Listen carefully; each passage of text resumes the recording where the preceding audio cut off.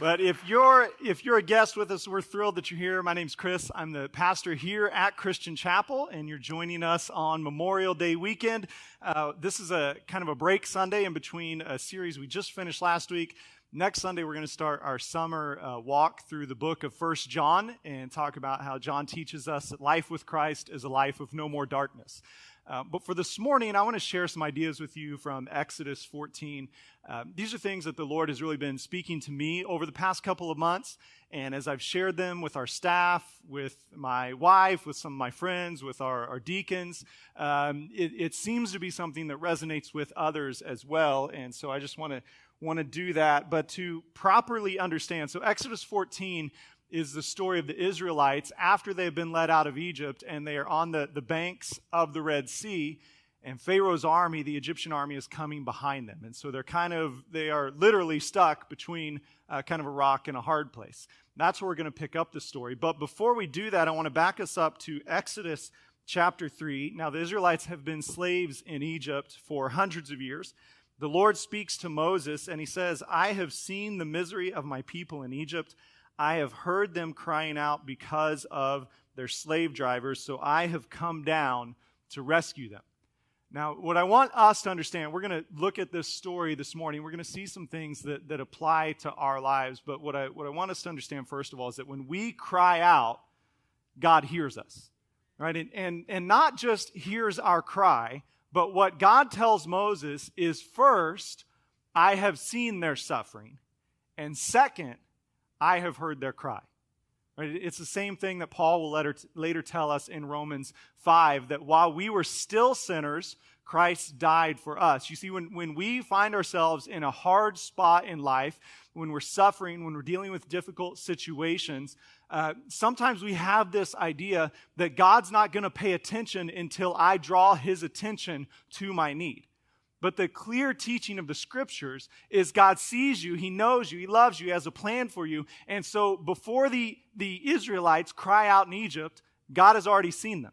Before they cry, he already knows the situation. Paul tells us the same thing with Jesus. No matter what the results of sin are in your life, no matter how great your suffering, no matter how tight the bonds of sin have a hold on you, Jesus has already seen it, and he has already acted for your deliverance. And so as we read the Exodus story this morning, we read it in light of this reality that when we cry out, God always calls us out. And so the Israelites, they cry out to the Lord and they're saying, "Save us." He's heard their cry. He sends Moses to them and he leads them out of Egypt. They witness the 10 plagues being poured out on Pharaoh and his people while the Israelites themselves are preserved from them. They see God's hand at work, and they know beyond the shadow of a doubt that God has led them out of slavery, and he is leading them into a new life. This is the same invitation that Jesus extends to you and to me, that when we cry out, he calls us out. And his call out is always a call out into new life, into a life of freedom. This is what we remember when we are baptized, right? If you've never been baptized, we're going to do that a couple Sundays in June. And when we do that, we are going under the water as a reminder that we are dying to our old way of life, our old way of sin, that we have cried out. God has heard our cry, and now he is calling us out of that into new life. But when God calls the Israelites out of Egypt, they still participate in the process. They did not initiate the plagues. They didn't do any of that, but their participation is to walk in obedience after Moses and out of Egypt, out into the wilderness in the pursuit of this new promised land that God has called them to. It's the same thing for you and me. When God calls us out, we face that moment of decision of, will we follow him or will we continue to stay here? Now, for the Israelites, it means they packed up everything. Right? They loaded up their households, their families, and they set off after Moses. For you and I, it doesn't necessarily require a physical move a lot of times, but it does require a move of our relationship, a move of our attitudes, a move of the way we think, the way we speak, the way we work, the way we play. God is calling us out of an old life, and we are walking into this new life of freedom. Now, when you walk into that new life of freedom, it is exhilarating, but it can also be a little bit scary. because you're leaving behind everything you've ever known. When we are called into new life in Christ, the scriptures tell us that we begin a process of renewing our minds. That literally everything we think about the world, every way that we see the world is being rewired, is being reshaped into the image of Christ. And that process can be a little bit scary at times, especially if we have a long track record of living how we want, when we want, wherever we want. And if you've got some relationships that you've had to walk away from as you've walked into new life, maybe you have some old addictions that you've laid down as you've walked into new life, there's going to come a space in your pursuit of this new life where at some point you're going to look back and you're going to long for some of those things. The Israelites faced this when they walked to the Red Sea. They followed Moses for a couple days. They get to the edge of the Red Sea, and they turn around behind them, and they see that Pharaoh has changed his mind, and he is coming with his army. And their response is to be scared. And in their fear, they just want to go back to Egypt and go back to the way things used to be. We can read in Exodus 14, verse 10, it says, as Pharaoh approached, the Israelites looked up, and there were the Egyptians marching after them. They were terrified and cried out to the Lord. They said to Moses, was it because there were no graves in Egypt that you brought us into the desert to die? What have you done to us by bringing us out of Egypt? Didn't we say to you in Egypt, leave us alone? Let us serve the Egyptians. It would have been better for us to serve the Egyptians than to die in the desert.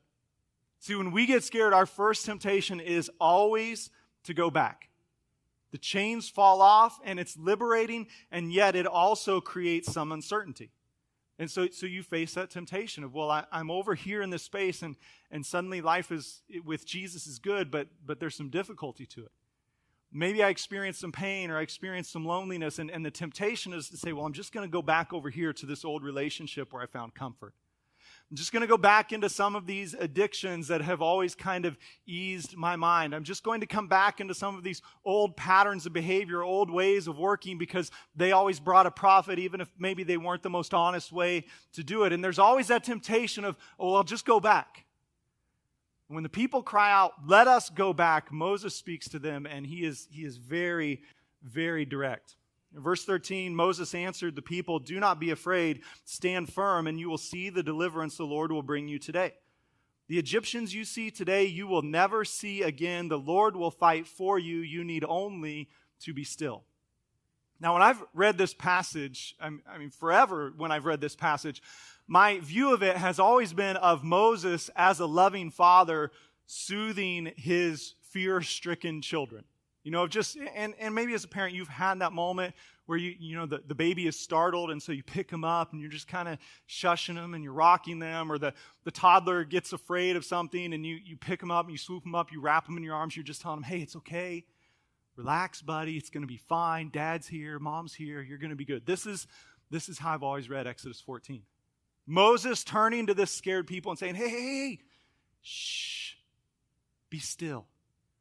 God will provide for you. And it's a very soothing experience. And over the past couple months as I've studied this passage, it's completely upended my understanding of how this conversation works. Peter Enns is an Exodus scholar. He's also a Hebrew scholar, and he writes about this and says basically this is not Moses saying, hey, shh, there, you're okay. But here's what he says.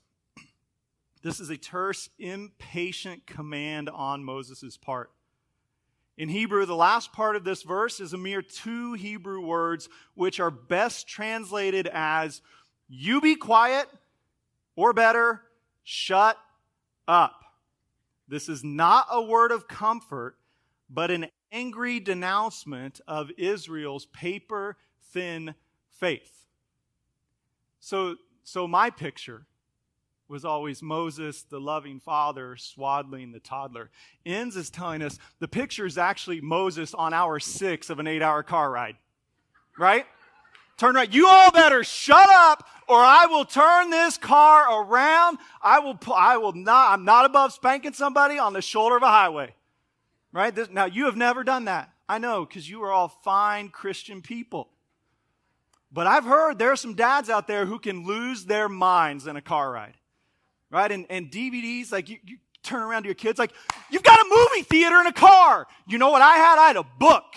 And I had a mom that told me to look in the book or look out the window. And that was the only two places I could go. So shut up about being bored with the movies, right? And this is Moses. He has lost it. And he said, really? You want to die in Egypt? Really? You want to go back? Do you realize to go back, you got to walk through Pharaoh's army? How do you think that's going to go for you? You really want to go back?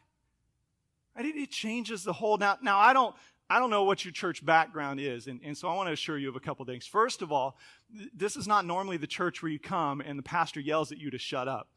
But today it is. Right? And so here's the thing, though. Like, the Israelites, they're just crying out. But their cry, Moses might have responded with that sympathy if the Israelites had no prior track record of God's deliverance. They are days removed from God miraculously, supernaturally acting through the 10 plagues to lead them out of Egypt. They're still carrying the spoils of their victory. As they walk out of Egypt, the Egyptians are coming and they're giving them money and they're giving them gold and they're giving them other things to bless them as they go. And so this is not the cry of a terror-stricken people who are unsure of God's power. But this is a temper tantrum of spoiled children who are mad at God that how dare would you ever lead us into a place where we have to depend on you again. And this is why Moses responds with such directness to them. Be still means shut up. Right? And there are times in our lives that's the exact message we need to hear. Shut up. Right?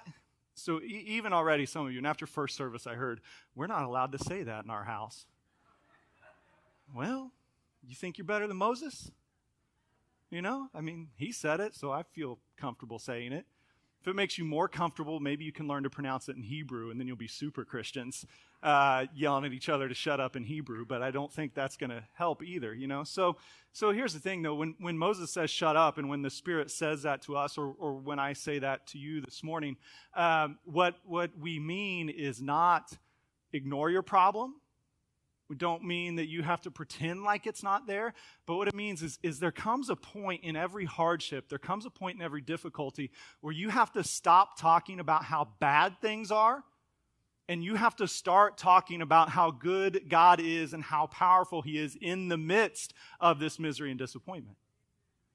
And there are three primary things that we do. When we shut up, it's not that we just kind of sit back and absolve ourselves of all action and responsibility. But when Moses says, be still, shut up, what he's reminding us of is as you shut your mouth, the Spirit will begin to remind you of who God is and what He has done. That happens in a couple ways. First of all, when you shut up, it gives you space to read the Scriptures. And as you read the Scriptures, you're going to read stories like Exodus chapter 14, and you're going to start to understand that their story is your story. And God's message to them is God's message to you. And as you read the Scriptures, the Spirit is also going to begin to speak to you, confirming that these are not just historical accounts, but that they are factual descriptions of how God works in the world and how He interacts with His people. And then as you take space to just shut up, you'll start to hear the stories of others, of how God has led them through difficult seasons, how He has helped them to understand that He is with them. See, when you get scared, when life gets difficult, one of the biggest lies the enemy is going to try to tell you is you're the first one who's ever dealt with this. You're the only one who's ever been here. And for as long as you go around and you're the primary talker in every conversation, it's going to be pretty easy to believe that. Right? I mean, I've had those encounters with people before where they come to me and they're like, you won't believe this. Life is so bad right now. And they're laying out all the miserable things that could happen. And then they've got to run before I even am able to say anything, but I'm sorry. And they leave and they leave thinking, man, I'm on my own. No one's ever suffered. And I'm thinking, I could connect you with like 10 people right now. Like just in this room, I could look around and see, I could tell you parts of my story. You're not the first one, you're not the only one. But when you're the only one talking, it's easy to think you're the only one who's ever had that experience. Which is why sometimes the most spiritual advice you're ever going to get is shut up. Just be quiet for just a moment. And the Spirit will speak through the Scriptures, and the Spirit will speak through the stories of others. And as He speaks, it's going to bring encouragement. It's going to bring strength to your heart. And you're going to begin to learn that God still has a purpose and God still has a plan. And every time we walk down this road, as we eventually get to that point of, okay, now I'm just going to shut up. God's going to speak, and He's going to reveal what He has next for us. And that's exactly what He does with the Israelites. So Moses turns to the Israelites and said, y'all be quiet. And then God speaks to Moses and says, why are you crying out to me? Tell the Israelites to move on. Raise your staff, stretch out your hand over the sea to divide the water, so the Israelites can go through the sea on dry ground. And so, again, these are probably my favorite sermon points ever. Point 1, shut up. Point 2, stop crying. Right? So just full of grace and sympathy today, aren't we? This is what the Bible says. I'm not making that up. You read it for yourself right there. God says to Moses, why are you still crying out to me? Which points us towards this idea that God, in His wisdom, is capable of discerning when our cries are legitimate and when our cries are manipulative, when our cries are selfish, when we're crying to absolve ourselves of any responsibility or action. And this is where, for us as followers of Jesus, we have to be careful with how we talk about prayer and how we approach prayer, because prayer is good, it's wonderful, it's beautiful, but there is a temptation to use prayer as an excuse for our inaction. Say, well, I can't move forward. I just need to pray about it. I can't take this next step. I need God to confirm it. This is what the Israelites are doing. Let's just sit here and cry out to the Lord and make sure this is His plan. Really? The 10 plagues weren't a sign that this was His plan? You really think you need to stop here? And so God's response to Moses is, why are you crying out to me? Just move on. When one of our kids was probably about 2 years old, and my mom came over to visit, and our kid fell down like 2-year-olds do all the time, and they weren't hurt, and there was nothing wrong with them, but they wanted a little bit of attention. So they started to cry. Not an I'm hurt cry. Like when you're a parent, you know the difference. You know the I'm hurt cry. You know the I'm manipulative cry. You know the I just need some attention, I just need a hug kind of cry, and you respond accordingly. Well, I, as a good father, knew that this was not an important cry, and so my 2-year-old was there. I was on the couch, my mom was sitting next to me, and I said to my child, you're fine, stop crying, get up. And my mom turned to me with a face full of righteous indignation and said, he is not fine, or he would not be crying. And I turned to her and said, this is my house and that's my kid. So you stay out of this. He's fine. We're not raising a crybaby. And so we had this little, it went probably about as well as you imagine it went. If you've ever had that talk with your mom, it's always fun. You're never too old for that, apparently. But for the record, I was right. He was fine. And didn't need anything at all except to be told, you're fine, get up, play again. That's exactly what God is saying to Moses and to the people of Israel, and it's exactly what He says to many of us in our lowest moments. Before you cried out, I already saw the situation you were in. When you cried out, I heard your cry. None of this has caught me off guard. I have a plan for you. Now stop crying and get moving. The problem for many of us is we just want to sit down in that space, and we want to disguise our complaining as seeking counsel, as interceding, as just seeing if other people have the same problems that I have. And all of that is fine to a point. But there comes a point where God simply says, stop crying and move on. You were not meant to fight the same battles over and over and over and over again.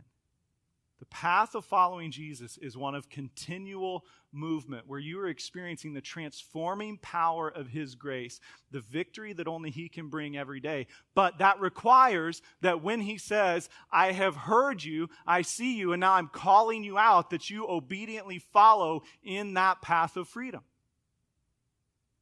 So we see this in marriages all the time. A husband is disappointed with his wife. A wife is disappointed with her husband. And instead of saying, okay, what is God's plan for marriage? God's plan for marriage is for two people to become one flesh.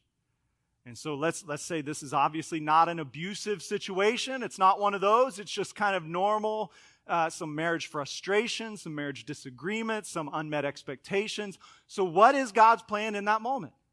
God's plan is for you to remember, I have a plan. Now start moving after it. Pursue oneness with your spouse. And our response is, okay, but let me sit here and complain about them first. Right? Like I need to call my other friends and see if their wives are as bad as my wife. I need to call my other friends and see if their husband disappoints them as often as mine disappoints me. I need to spend some time praying and seeking if did I really marry the right person? Are you sure this is the one? Are you sure it's not that old high school flame I see on Facebook? Because he's lost a lot of weight. Right? And you just kind of settle into this space where you start to think, maybe I can't move forward till I know for sure. And the whole time God's saying, no, you know for sure. The one you're with is the one for you. Now get moving on the path to freedom. Get moving on the path to wholeness. But I've been hurt too much. There's too much disappointment. There's a family history. And we make all these excuses for why we're just going to stay right here where we are. And God comes to us and says, stop crying and move on. There comes a point, not just in the bad seasons, but sometimes it's in the good seasons too, where you just got to say, okay, He's called, He's delivered, He's showing me, now I just got to take that step of faith. And for some of you this morning, God has presented you with new ministry opportunities, with new relationship opportunities. He's presented you with new business opportunities, and you're terrified to take that one more step. And His message is, move on. Stop crying, stop praying, stop analyzing, and just move on. This is what He tells Moses. Move on, I will part the sea. But He doesn't part the sea until Moses gets up, walks over to the banks, extends his hand, and then the waters begin to part. Again, life with Christ is life of continual movement. There are seasons for refreshing. There are seasons where you sit and rest. But on the whole, it's a walk of I'm going to follow His leading every day, and I'm going to keep walking. And when an obstacle comes, I'm going to walk right up to it and trust that the Lord is either going to part the sea and I'm going to walk right through the middle. He's going to remove the obstacle, or He's going to show me some other path because it's to divert me into His new season. But whatever the reason, my job is to move on. And not to move on in fear, not to move on tentatively, but to move on in confidence, knowing what God has called me to do, He will provide for it. The promises He has laid out in Scriptures are His promises for me. When I was 15 years old, I lived in Topeka, Kansas, and we were over one day at some family friend's house. And the husband had recently got a Corvette that was about 3 years old. I was 15 years old, and I had a learner's permit. And he had taken my dad out for a drive. He had given some other people a ride, and then he said, Chris, you want to go for a ride? I said, absolutely. So we walk out in the driveway, and I'm walking to the passenger seat, and he tosses me the keys. I thought, really? I think I even said, really? He said, yeah, drive it. Like, there's no point in you riding. You have a learner's permit, right? I'm like, yes, I have a learner's permit. You understand the two things you're pouring gas on a fire right now. You think this is going to end well? And he said, no, hop in. So we get in, and I have never been more excited and nervous in my life to drive a car. And I slowly back out of the driveway, and we start working out the neighborhood, and we get out onto some country roads, and the whole time I'm driving 30 miles an hour, 35 miles an hour. And he finally looks over at me and says, "Are you going to drive this car or what?" "What do you mean?" He says, "This is a Corvette, man. You've got to gun it." And so I went to like 38 miles an hour, like that. He's like, no, let off. So I let off all the way. He said, "Now both hands grip it. There's nobody out," where he says, kind of slide over to the middle of the road. I mean, he's being somewhat cautious. He says, "Now what I want you to do is I want you to slam your foot all the way to the floor and just hold on." Really? Might I remind you that I am 15 with a learner's permit, and I saw the way my dad looked at me when I left your house. It was a look that said, "Don't wreck that car. It's worth more than our house." He said, no, do it. There's no point in having this fast car if you don't drive it fast. And I thought, all right, you've told me like 5 times already, so now I would be disrespecting my elders to not do what you say. And so, man, I gripped that, and I stomped on that gas, and my heart came as alive as it had ever come at any moment in life. Right, but his point was, look, this car was made to be driven. Right? It's made to go. And if you don't make it go, you might as well not even be in it. This is God's message to the Israelites. This is God's message to us. Life with Christ is one of movement. It's one of power. It's one of grace. And every time an obstacle comes your way, it's not a sign of, okay, well, I'm just going to stop and I'm going to go back to the way things used to be. But it's a sign of, well, I guess God has a plan for this. I guess He's going to lead us through. We sing that song all the time. You split the seas so I could walk right through it. Not you split the seas so I could stand on the banks and think, man, God really is powerful. But so I could walk through it. And guess what? The Israelites, they walk through the Red Sea, and then on their journey into the Promised Land, there are other obstacles that they encounter. And what happens? God provides. He provides, and this is our trust. This is our hope, that as He leads us, as He calls us, no matter what we encounter, as we take and create space to just shut up and be still, to be reminded of who He is, what He's done, and what He has promised, then He will make a way for us, just like He's made a way for so many others. Right? If He's put that dream in your heart, let Him make it happen. If He's called you to that spouse, then go all in. He's entrusted you with those kids. So keep trusting Him with them. In every season, He has a plan, and He can lead you through. That season of grief you're in right now is not where He wants you to stay. It's not where you will always be. That illness, that sickness you're dealing with, you might feel it, and yet that will not be the full story of your life. No matter how deep our pain, no matter how big the obstacle, God is under it, God is over it. And He'll lead a way through it. Our job is to move on, to follow Him. If you'll bow your heads and close your eyes, I want to pray with you.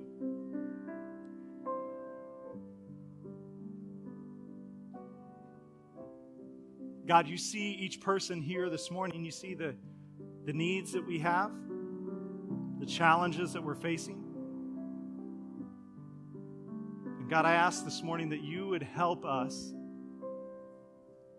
to receive Your words to Moses and the Israelites as Your words to us. To just be still. To just shut up and listen to the statements of the Scriptures of who You are and what You've done. To hear the voice of Your Spirit confirming that You have not brought us this far to leave us on our own.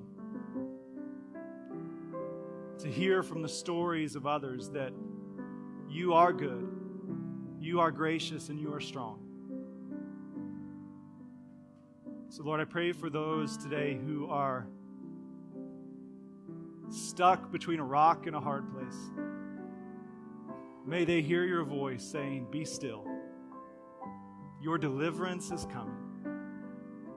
Walk in faith, and I'll part the seas for you." Lord, I pray that you would lead husbands and wives to make that commitment to you and to one another. Lord, I pray for those suffering from grief or depression, that they would, even this morning, begin to see the seas parting in their heart. Pray for those who long for reconciliation with their parents or their children. Lord, may you split the sea so they can walk towards you and towards one another.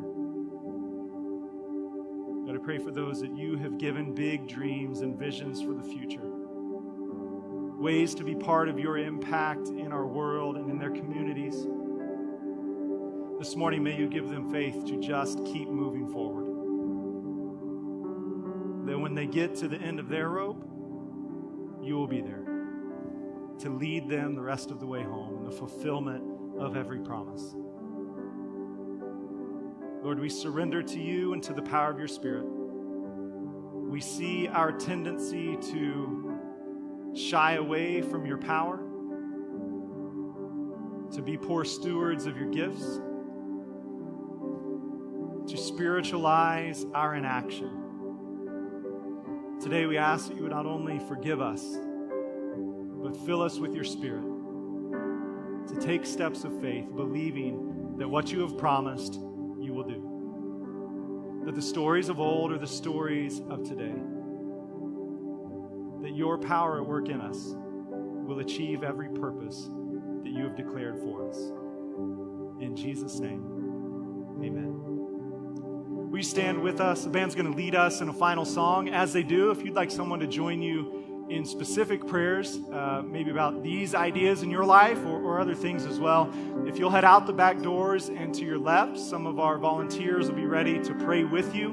The rest of us, we're going to sing this last song as a declaration that when God splits the sea, it's so that we can move on in his grace and his mercy.